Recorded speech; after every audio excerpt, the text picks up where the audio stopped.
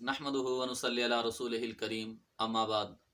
میرے محترم دوستو، اللہ کریم نے دین اسلام کو جو سربلندی عطا کی ہے، اس کی بنیادوں میں لوگوں کا خون لگا ہے۔ انہوں نے اپنی جانوں کے نذرانے دے کر اس دین اسلام کو سربلند کیا، اور دین اسلام کی سربلندی کے لیے جس زمانے میں بھی جب بھی ضرورت پیش آئی، مسلمانوں نے اپنے خون کی ندیاں بہا دی، لیکن اس دین پر آنچ نہیں آنے دی۔ آج بھی ضرورت ہے اس دین اسلام کو سربلند کرنے کے لیے ہم سے جو ہو سکے جد و جہد کریں۔ جیسے اصحاب پیغمبر اپنی جان کا نذرانہ دے گئے، لیکن جو بات حق تھی اس پر ڈٹ گئے، زندگی چلی گئی، گردنیں کٹ گئی، خون بہہ گیا، بچے یتیم ہو گئے، لیکن انہوں نے اپنی جان کی پرواہ نہیں کی، اپنے مال کی پرواہ نہیں کی، اپنی دولت کی پرواہ نہیں کی، اپنے کاروبار کی پرواہ نہیں کی، اپنے رشتہ داروں کی پرواہ نہیں کی۔ انہیں ایک ہی فکر سوار رہتی تھی کہ جو بات حق ہے، اللہ کا دین حق ہے، اس کے لیے یہ سب کچھ لگ جائے اور اللہ تعالی راضی ہو جائیں۔ فرمایا یہ سودا سستا ہے۔ حضرت عبداللہ بن زبیر رضی اللہ تعالیٰ عنہ وہ عظیم صحابی رسول ہیں، اللہ نے جنہیں بڑی عزت عطا فرمائی۔ عظیم انسان تھے، جو کہ حضرت اسماء بنت ابوبکر صدیق رضی اللہ تعالیٰ عنہ کے بیٹے ہیں، حضرت عائشہ رضی اللہ تعالیٰ عنہ کے بھانجے ہیں، حضرت ابوبکر صدیق رضی اللہ تعالیٰ عنہ کے نواسے ہیں۔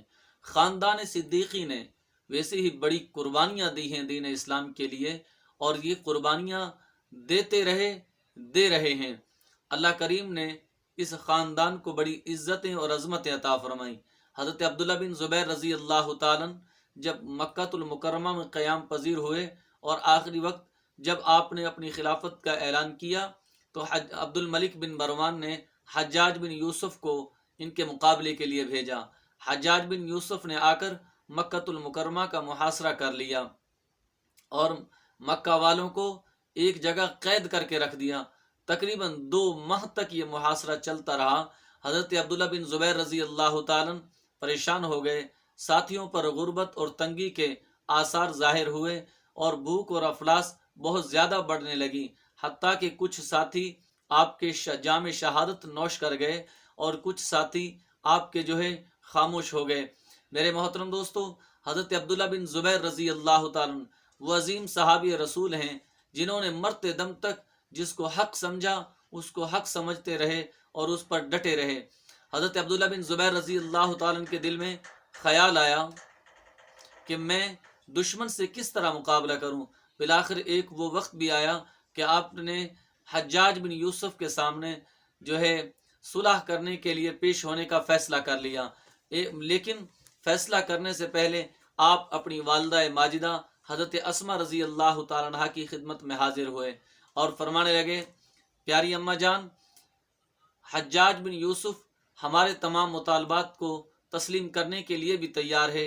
میرے بہت سارے ساتھی جام شہادت نوش کر گئے ہیں، اور اس وقت میرے پاس جو قافلہ ہے اس کی تعداد بہت کم ہے، مجھے کیا کرنا چاہیے؟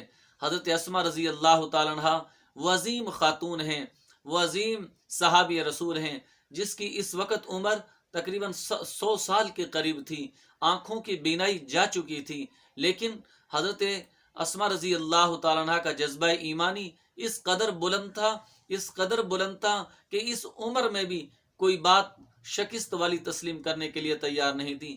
حضرت اسماء رضی اللہ تعالیٰ عنہ نے اپنے بیٹے سے فرمایا کہ بیٹا، تم اپنی حالت کو خود ہی زیادہ جانتے ہو، لیکن میں آپ سے یہ پوچھتی ہوں، یہ بتاؤ آپ حق پر ہیں یا نہیں؟ حضرت عبداللہ بن زبیر رضی اللہ تعالیٰ فرمانے لگے کہ ہاں، ہم حق پر ہیں۔ آپ نے فرمایا، حق پر جان چلی جائے کوئی پرواہ نہیں ہے، ہمیں شکست ہو جائے کوئی پرواہ نہیں ہے، لہٰذا آپ دشمن کا مقابلہ کریں۔ آپ نے فرمایا کہ اگر تو تم نے صلح کر لی اور تم اس صلح کے بدلے دنیا کی عیش و عشرت کی زندگی گزارنے لگے، تو تم نے اپنے آپ کو ہلاکت میں ڈال لیا، تو تم نے اپنے ساتھیوں کو شہید کروانے کے بعد کون سا ایسا مارکہ فتح کر لیا۔ لیکن آپ کو میں یہی کہوں گی کہ آپ اللہ کے دین کے لیے حق اس کو سمجھتے ہوئے اس کے لیے جد و جہد کریں۔ حضرت اسماء رضی اللہ تعالیٰ عنہ نے جب حضرت عبداللہ بن زبیر اپنے بیٹے کو یہ تسلی دی تو اس وقت حضرت عبداللہ بن زبیر رضی اللہ تعالیٰ نے فرمایا، اما جان مجھے ڈر ہے کہیں مجھے شہید کرنے کے بعد دشمن میرے سر کو قلم کر کے میری ناش کو نہ گھسیٹیں، میری کھال کو نہ اتاریں۔ تو حضرت اسماء رضی اللہ تعالیٰ عنہ نے اتنا خوبصورت جملہ دے کر بیٹے کی تسلی کے اور حوصلے کے لیے فرمایا بیٹا بکری کو ذبح کرنے کے بعد اس کی کھال کو کاٹو، چاہے اسے کھینچو، اسے کوئی پرواہ نہیں ہوا کرتی، اسے کوئی تکلیف نہیں رہتی۔ جاؤ، مرنے کے بعد تمہارے ساتھ یہ کچھ بھی کریں آپ کو کوئی تکلیف نہیں ہوگی۔ آپ اللہ کے دین کے لیے، حق کے لیے نکلے ہیں، آپ اس پر ڈٹے رہیں۔ حضرت اسماء رضی اللہ تعالیٰ کی یہ باتیں سن کر حضرت عبداللہ بن زبیر رضی اللہ تعالیٰ فرمانے لگے، اما جان مجھے پہلے بھی یقین تھا، لیکن میں آپ کی خدمت میں حاضر اس لیے ہوا ہوں کہ آپ کو تسلی ہو جائے، آپ کو اطمینان ہو جائے۔ تو میرے دوستو، حضرت اسماء رضی اللہ تعالیٰ کے اس عظیم ماں کے عظیم بیٹے نے پھر اپنی اس جان کو اللہ کے دین کی سربلندی کے لیے قربان کر دیا، پیش کر دیا، اور پھر جام شہادت نوش کیا۔ اور حضرت عبداللہ بن زبیر رضی اللہ تعالیٰ کی ساتھ دشمنوں نے بڑا برا سلوک کیا۔ بات کرنے کا مقصد یہ ہے کہ دین اسلام حق ہے، دین اسلام سچ ہے، اس کے لیے ہماری جان جاتی ہے چلی جائے، ہمارا سب کچھ قربان ہوتا ہے چلا جائے۔ میرے دوستو، اس کے لیے ہر وقت ایک صاحب ایمان کو تیار رہنا چاہیے۔ اللہ تعالیٰ سے دعا ہے باری تعالیٰ اس صراط مستقیم پر ہم سب کو چلنے کی توفیق عطا فرمائے، اور اللہ ہم سب کا خاتمہ ایمان پر فرمائے۔ وآخر دعوانا ان الحمد للہ رب العالمین۔